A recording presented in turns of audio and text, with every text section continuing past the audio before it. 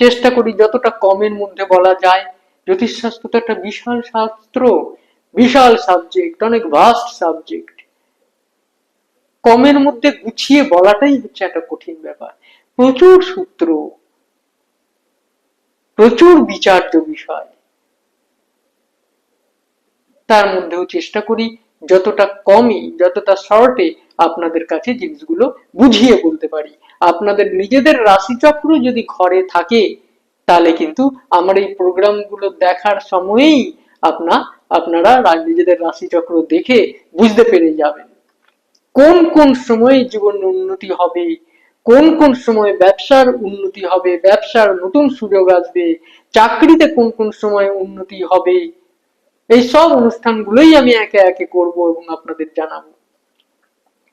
আপনার জন্য কোন কোন গ্রহরা শুভ গ্রহ, কোন কোন গ্রহরা অশুভ গ্রহ, শুভ গ্রহের সময়ে আপনারা ভালো ফলগুলো পাবেন, ভালো রেজাল্ট গুলো পাবেন। এই সকল শুভ গ্রহরা যে যখন যখন গোচরে নিজের নিজের স্থানে আসবে, যখন এই সকল শুভ গ্রহরা মহাদশায় থাকবে, অন্তর্দশায় থাকবে, প্রত্যন্তর দশায় থাকবে, তখন তখন কিন্তু জীবনে ভালো ভালো সুযোগ আসবে।